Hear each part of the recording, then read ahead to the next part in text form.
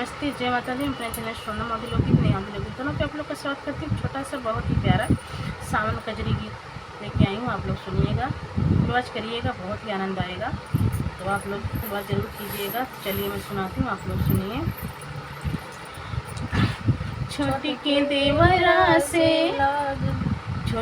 देवरा से लागल दिल हमारे बा, सावन की बहार बाना।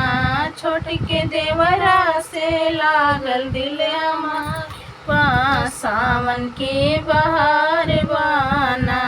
गए बेला के बाजार कंगना लाए हैं हजार, गए बेला के बाजार कंगना लाए हैं हजार। पहिरा भौजी कंगना नागदार बा, सावन की बहार बाना।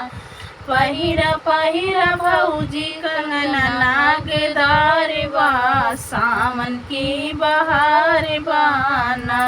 छोटी के देवरा से लागल दिल हमार बा, सावन की बहार बाना। छोटे के देवरा से लागल दिल हमारे बा, सावन की बहार बाना।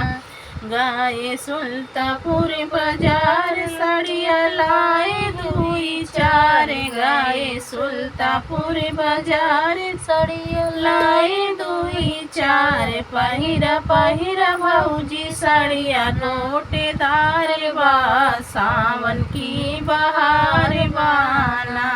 पहिरा भौजी साड़िया गोटेदार बा, सावन की बहार बाना।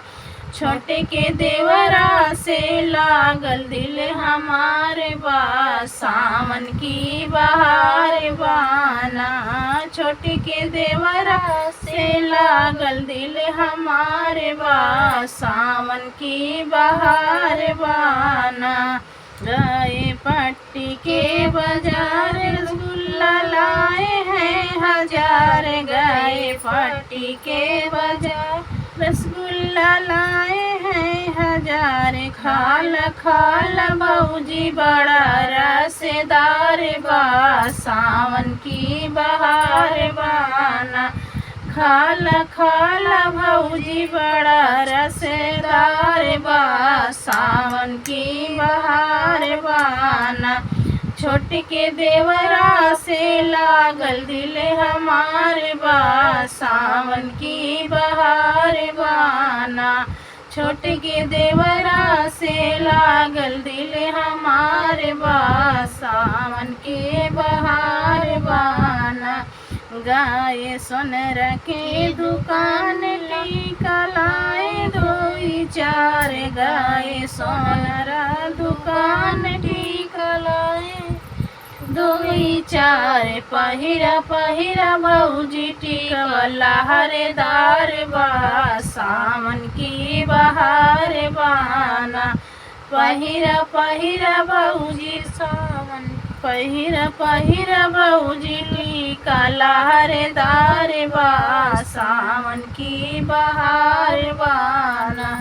छोट के देवरा से लागल दिल हमारे बा, सावन की बहार बाना। छोट के देवरा से लागल दिल हमारे बा, सावन की बहार बाना।